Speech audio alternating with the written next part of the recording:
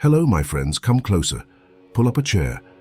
Because tonight, we're going to talk about something that whispers in the dark, that clutches at your throat when you least expect it, and that, if left unchecked, can steal your very breath. We're going to talk about fear. What is fear, really? Is it just a shiver down your spine, a racing heart, or is it something far more profound? At its core, fear is simply a primal alarm system. It's our ancient brain's lightning-fast response to perceived threats, a biological survival mechanism honed over millennia. Think about it. That jolt you feel when a car swerves towards you, that's fear instantly firing off signals to help you react, to jump out of the way. In that moment, fear is your ally, a swift protector. It keeps you alive. But then there's the other side of the coin, the insidious, creeping dread that can paralyze us. The fear of failure that stops us from chasing our dreams. The fear of judgment that silences our voices. The fear of the unknown that keeps us trapped in comfort zones, even when those zones become cages. This isn't the kind of fear that saves lives. It's the kind that stops them from truly being lived. It's a phantom limb, an invisible chain.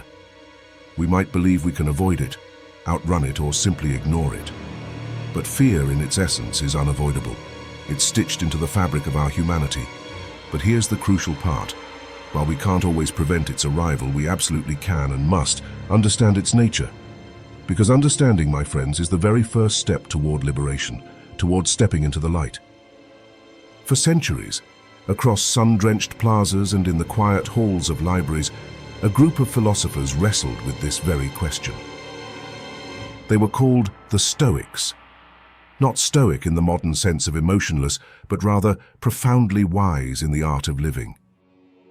These weren't airy-fairy dreamers. They were practical, grounded thinkers who sought to live in harmony with the world, to find peace amidst chaos, and to master the only thing truly within their control, their own minds. And what did the Stoics say about fear? They asserted with remarkable clarity that fear isn't about the event itself. It's about our judgment of the event. It's a story we tell ourselves about the future, often one based on faulty assumptions, whispers of dread, and what-ifs that rarely materialize. Think of it this way. A sudden loud noise might startle you. That's a natural reaction. But then your mind might race, conjuring images of danger, of worst-case scenarios. That story you create, that interpretation, that's where the Stoics pinpointed the true source of our suffering. The Stoics knew this profound truth. We don't control the external world.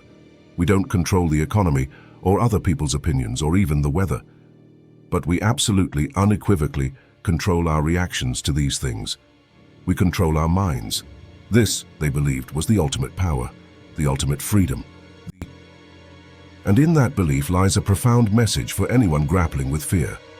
The key isn't to eliminate fear, but to master your response to it. To understand that the monster under the bed is often just a shadow cast by your own imagination.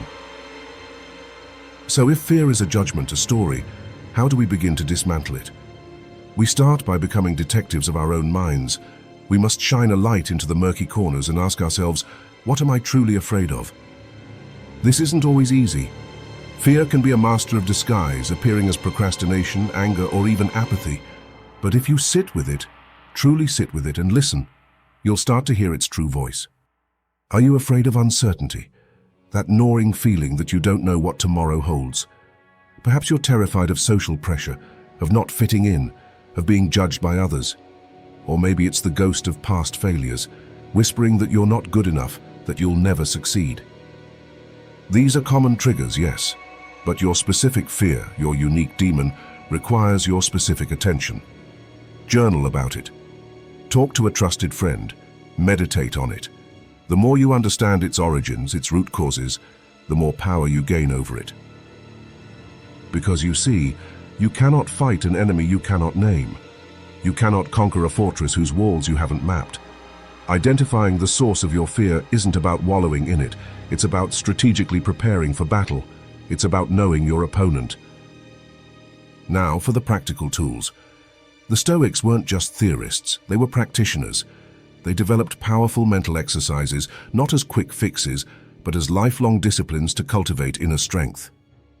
First, let's talk about something called negative visualization. Sounds grim, right? But it's surprisingly liberating. This isn't about dwelling on negativity. It's about consciously imagining the worst-case scenario, not just vaguely, but with vivid detail. What if I lose my job? What if this relationship ends? What if I fail spectacularly? Imagine it, feel the sting. And then, here's the magic. Ask yourself, could I survive this? Could I still find meaning? Could I rebuild? Often the answer is a resounding yes. You realize that even the worst outcomes are rarely as catastrophic as your mind paints them. And in facing that imagined worst, you strip it of its power. It becomes less a terrifying monster and more a manageable challenge. You realize your own resilience. Closely related is premeditatio malorum, or the premeditation of evils. This is about anticipating potential difficulties before they arise. If you have a big presentation, mentally rehearse not just what you'll say, but what you'll do if the projector fails, or if you lose your train of thought. It's not pessimism, it's preparedness. By mentally rehearsing how you'll handle adversity, you build a mental blueprint for resilience. When challenges inevitably arise, you're not caught off guard, you're simply executing a plan you've already conceived. You're ready. And then, perhaps the most profound Stoic concept for fear is Amor Fati, the love of fate. This isn't about passive acceptance of whatever life throws at you. Oh no, it's about a radical, almost defiant embrace of whatever happens. It means not just accepting what is, but loving it. Viewing every obstacle, every setback, every challenge, not as a misfortune, but as an opportunity for growth, a chance to practice virtue, a necessary part of your journey. Imagine the sculptor. They don't curse the marble for being hard. They work with it, embrace its resistance, knowing that only through that struggle will the masterpiece emerge. In the same way, when you truly embrace Amor Fati, fear loses its grip because there's nothing left to fear. Everything that happens is simply material for your growth, a new lesson to be learned, a new muscle to be strengthened. Now, hear me clearly, my friends. Overcoming fear isn't a one-time heroic act. It's not a switch you flip and suddenly, poof, all fear is gone forever. It's a continuous evolving process, a daily practice, a lifelong journey of self-mastery. The world will continue to throw curveballs. Uncertainty will always be a companion. But by consistently practicing these Stoic techniques, by cultivating a mindset of resilience and acceptance, you build an inner fortress that no external storm can truly breach. It's about developing that mental muscle. Each time you face a fear, no matter how small, and choose to apply these principles, you strengthen your capacity to face the next, larger one. You become more robust, more adaptable, more authentically yourself. And in this journey, you're not alone. Think of the countless souls throughout history who stood tall in the face of immense fear.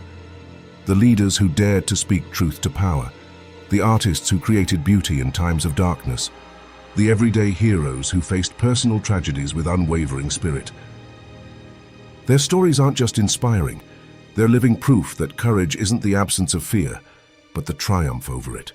It's walking forward even when your knees are shaking. It's speaking your truth even when your voice trembles. It's choosing growth over comfort every single time. So what fear holds you back, my friend? What whisper in the dark prevents you from stepping into your full potential?